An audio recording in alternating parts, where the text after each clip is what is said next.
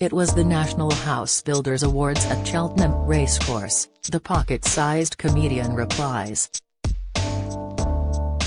It was daytime and I had to perform with my back to the window that overlooked the course, so nobody could see my face. It was like I was on witness protection. I was just a silhouette performing to a load of inebriated builders. She waits a beat and adds, "I didn't finish the set, I'll go back and finish when I get time." A good builder's joke. Lucy goes on, "I do a lot of corporate events. I also did the National Parking Awards in a multi-story car park, which was impressive on so many levels." Lucy returns to Cheltenham on the 27th of this month, her birthday, when she turns 50. Better than having a do, she says. "I hate fuss." This time she is headlining Town Hall on her wake-up call.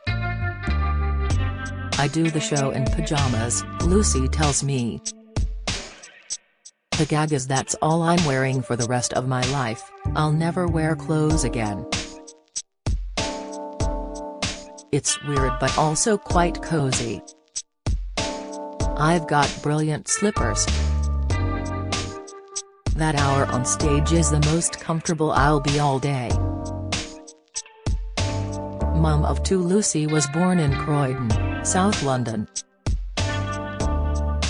"Both of my parents were pharmacists, they met over a selection of pills," she says. "Dad had a chemist's shop in Wallington, Mum did the books." She has two older sisters. One is 12 years older than me, one 10 years older. "I was the afterthought. Comedy wasn't Lucy's first career choice. After graduating in English literature at Manchester University, she set her sights on war reporting. "I wanted to be Kate AD," she says. "I applied to Granada TV to work on World in Action and ended up on Stars in Their Eyes instead. That was my sliding doors moment." Her first TV appearance was on Russ Abbott's Christmas Madhouse in the mid-90s. "I loved Russ. I was working at Granada and told someone I'd love to be in his show. The next thing I knew I was playing one of Russ's daughters in a spoof of Pride and Prejudice and he was trying to marry me off to Les Dennis. Lovely Bella Emberg was my mum. It was the peak of my TV career. Which includes every panel showgoing and 2 shots at Celebrity Mastermind." She won the second time when her specialist subject was Victoria Wood. Back at Granada, she worked on the Mrs. Murden show. "Caroline Aherne was my mentor, she was a phenomenal talent. I was tentatively thinking of trying stand-up and she and Craig Cash were lovely and supportive." She did her first gig in 1999 at the Alexander Jazz Café in Chester. "I didn't want anyone who knew me to see it, just in case. They had 2 comedy cops who stopped you if you were dying, like a gong show. I managed to survive. Once on the comedy circuit, with the likes of John Thompson, Johnny Vegas, and Steve Coogan, she never stopped. My most prestigious gig ever was Caesar's Palace, Las Vegas," she tells me. Following in the footsteps of Elvis. "It sounds grand but it was a little conference room. It was for an HBO comedy special. It went okay but they were slightly confused by my references to Hobnobs." On her second time in Sin City, Lucy found herself sharing a hotel hot tub with the late James Gandolfini of The Sopranos. "A very hairy man. I wish I had a better anecdote from it, but we just exchanged pleasantries." I did NBC's Last Comic Standing in Florida too. It was so boring I don't think they ever showed it. On the plus side, 3 days in Miami, working, and holidaying abroad fills her with dread. She fell off a ski lift in Switzerland, closed down a pool in Singapore by sunbathing topless and survived a kidnap attempt in Athens. I booked a taxi to take me to the Acropolis and he demanded all my money with menaces. I don't know why I ever leave the country, she says. On holiday, everyone else's bags turn up but not mine. I had a gig in the Seychelles. I arrive at a 5-star hotel, the bags do not. I had no swimwear, nothing to change into, still in the clothes I wore on the flight. People were looking at me thinking, why is this weird tramp hanging around like a bad smell? It was 2016, the year my dad died. Lucy lives near Harrow, northwest London, with her husband, actor Justin Edwards. We met at the Edinburgh Festival in the early 2000s. He'd gone to Manchester Uni too but we hadn't known each other. We became mates and drinking buddies first. It was a slow burn courtship. Then I went to a gig he was doing which ended with him and another comic shirtless and wrestling. It was very homoerotic. We had a romantic date that night. Not quite sure how I led at that when the children ask. Both her daughter and her son resemble their father. I've been ethnically cleansed from my own bloodline, she laughs. Justin is 6'5", Lucy is 4'11". In the bedroom, we're like a ventriloquist act that's gone to a very dark place, she jokes.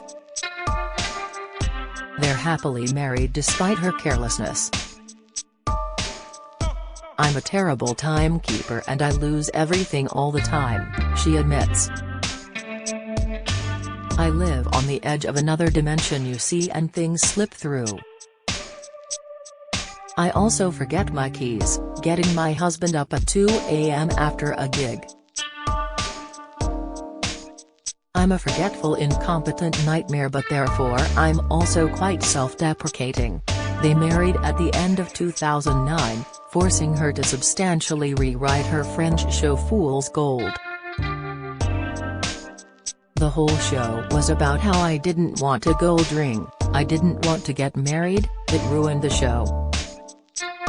They bonded over their indifference to football. He was the first man I met who didn't like football. I think that's why I married him. My dad was a massive Arsenal fan. He had a house full of Arsenal-branded goods. Now I have it all and people assume I'm a fan, but I'm so not. She did inherit her Northern Irish father Maurice's love of comedy though.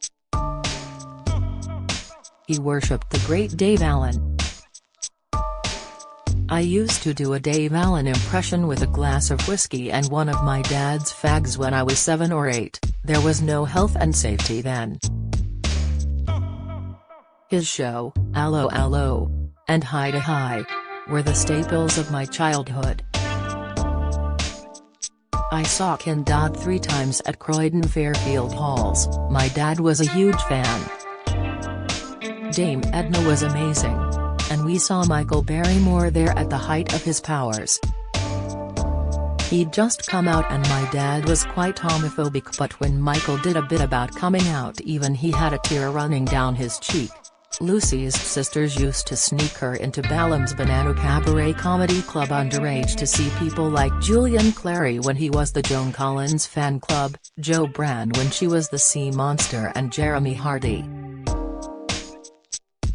I was really into music indie bands of the 90s, Oasis and Blur, saw Blur at Reading Festival in '91.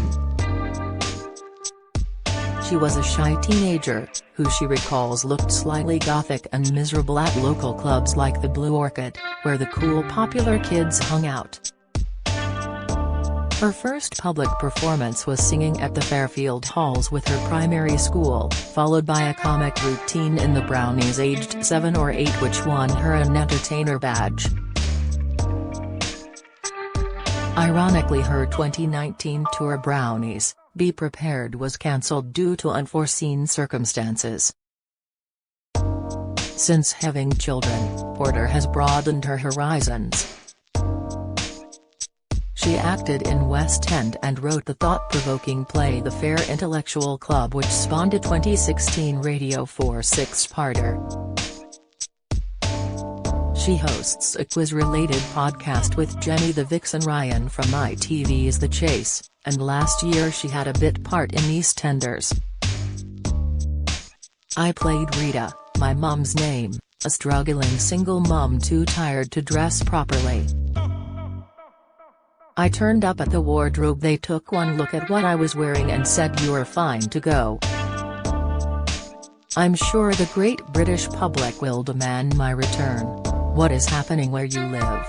Find out by adding your postcode or visit in your area. Mum and Dad used to watch every soap going, even Hollyoaks in their 80s. Why? Why watch collagen-injected teenagers? Her ambitions are to appear on Coronation Street and to sell out the Fairfield Halls. That's my life's ambition. Her latest tour will play theaters and art centers. It'll be upbeat and feel good, she promises. I'm not controversial. My mum always said don't talk about politics, sex or religion. She doesn't attract hecklers, although she did once. Early in her career she played Out the Creek in Maidstone. I had 5 minutes and immediately a group of lads started chanting "Get your TS out." I decided to conduct then, bringing up voices on one side and then the other. They loved it. I only had a 5-minute slot, so that was all I did. That was it. It was the easiest money I'd ever made. Modern audience irritation include people with new Apple Watches, with alarms and beeps going off. But for me the best gig, in terms of pure joy, is always the last one. Lucy Porter's wake-up call is touring now. For tickets visit boundandgaggedcomedy.com.